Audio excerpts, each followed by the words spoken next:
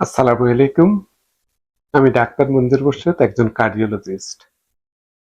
আজকের ভিডিওর বিষয়টি হচ্ছে কোন প্রাকৃতিক খাবার কি সত্যি ধমনীর ব্লক পরিষ্কার করতে পারে? ইন্টারনেটে অনেক ভিডিওতে বলা হয় কোড এন্ড কোড এই একটি ফল খেলেই ব্লক গলে যাবে, কোড এন্ড কোড এই জুস খেলেই স্ট্যান্ট লাগবে না, অথবা কোড এন্ড কোড এই খাবার ধমনী একেবারেই পরিষ্কার করে দিবে।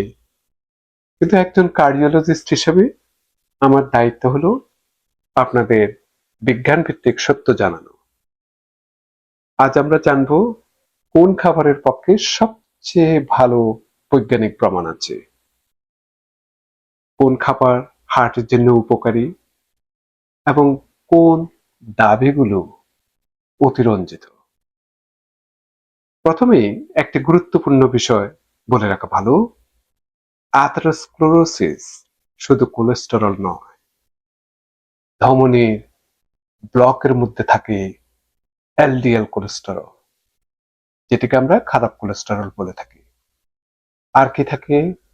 প্রদাহজনিত কোষ মিন্স ইনফ্লামেশন, আর থাকে ক্যালসিয়াম, ফাইব্রাস টিস্যু, মৃত কোষ।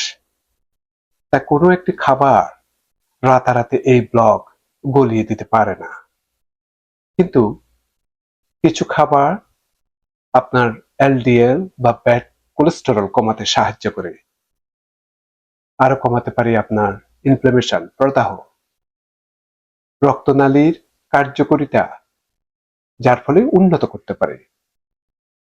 আর নতুন যে প্ল্যাক তৈরির গতিকে ধীর করতে পারে।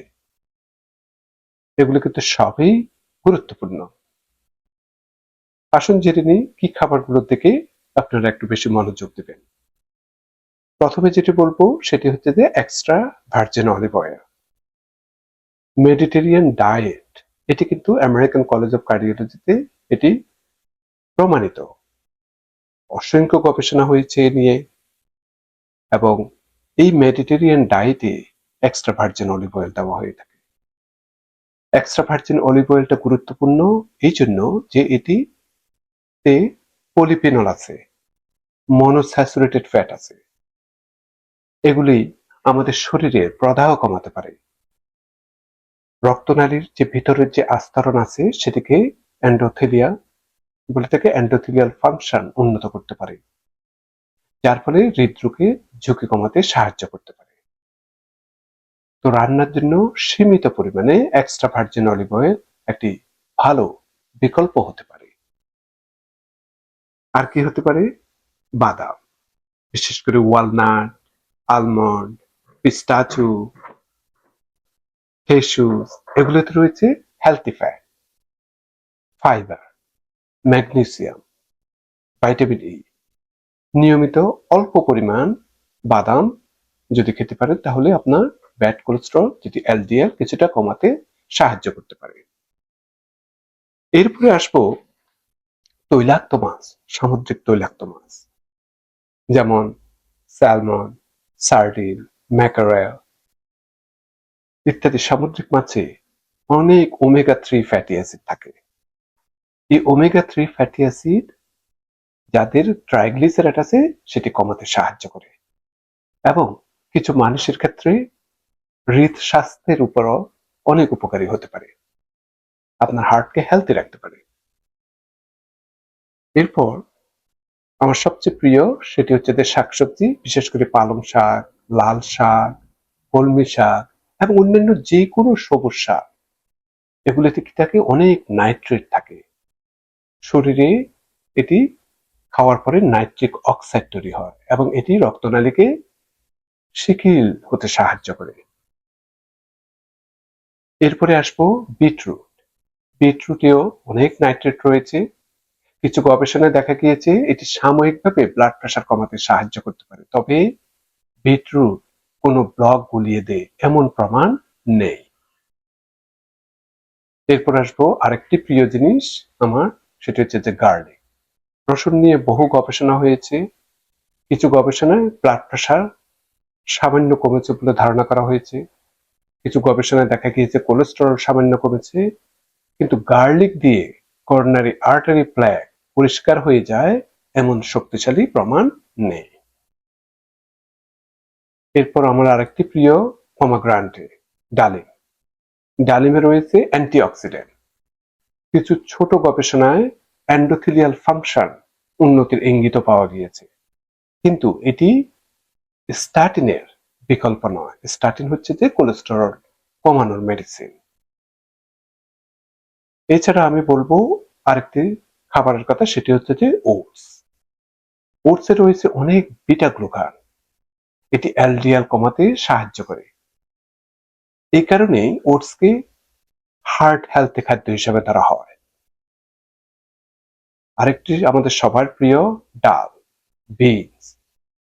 এই যে ছোলা, মসুর, বিভিন্ন ধরনের ডাল, এগুলিতে অনেক ফাইবার থাকে এবং এলডিএল কমাতে সাহায্য করতে পারে। পরিশেষে আসবো ইন্টারেস্টিংলি, যেটি মিডিয়াতে অনেক প্রচার হয়ে থাকে এবং জাপানিরা খেয়ে থাকেন, সেটা হচ্ছে যে ন্যাটো। ন্যাটো হচ্ছে যে ফার্মেন্টেড সয়াবিন। এখান থেকে ন্যাটোকাইনেজ আসে।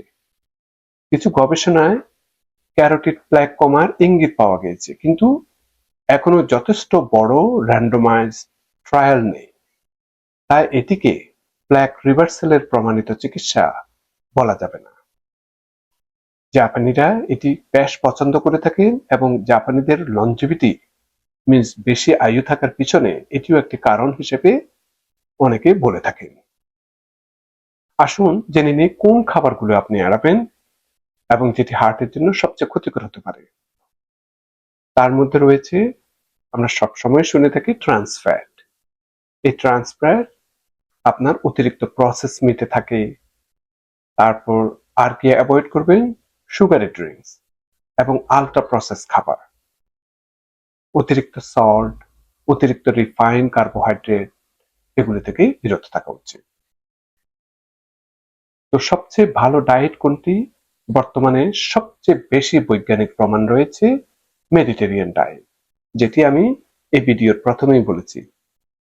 তার মধ্যে থাকে olive oil, vegetables, fruits, fish, nuts, beans, whole grains, এগুলি থাকে এবং এগুলিতে এই খাবারে কম থাকে প্রসেস ফুড, প্রসেস মিট, অতিরিক্ত চিনি। তাহলে ধমনী পরিষ্কার করার গোপন রহস্য কি? একটি খাবার নয়, বরং আপনাকে এলডিএল কিভাবে কমানো যায়, ব্লাড প্রেশার কিভাবে নিয়ন্ত্রণ করা যায়, ডায়াবেটিস কিভাবে নিয়ন্ত্রণ করা যায়, সেগুলোর দিকে খেয়াল রাখতে হবে। এছাড়া আপনার যদি ব্যাড হ্যাবিট যেমন ধূমপান বা অ্যালকোহল ড্রিঙ্ক করার অভ্যাস থাকে, সেটি বন্ধ করতে হবে। নিয়মিত হাঁটতে হবে, আপনার ওজনের দিকে খেয়াল রাখতে হবে, তারপর যাতে ওজনটা কম থাকে, পর্যাপ্ত পরিমাণ ঘুম আপনাকে যেতে হবে, স্ট্রেসটা কমাতে হবে এবং চিকিৎসকের পরামর্শ অনুযায়ী ওষুধ সেবন করতে হবে। এই সব কিছুই একসঙ্গে কাজ করে। পরিশেষে আমি বলবো, আপনি যদি ইন্টারনেটে এমন কোনো ভিডিও দেখেন যেখানে বলা হয় কোড এন্ড কোড এই একটি ফল খেয়ে আপনার ব্লক একেবারে পরিষ্কার হয়ে যাবে, তাহলে সতর্ক হন।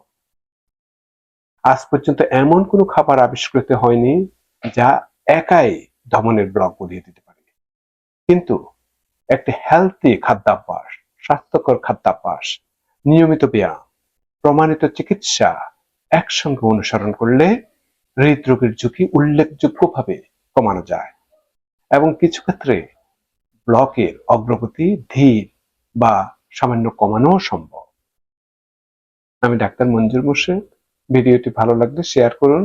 সুস্থ থাকুন, আপনার হৃদয়কে ভালো রাখুন। আমাদের হার্ট একটি, জীবনও একটি। হার্টকে ভালোবাসুন, অনেক ভালোবাসা হার্ট আপনাকে দেবে। আজ এই পর্যন্ত। পরবর্তী আরেকটা ভিডিও নিয়ে আপনাদের সম্মুখে আবার আসবো। সেই পর্যন্ত ভালো থাকুন। আল্লাহ হাফেজ।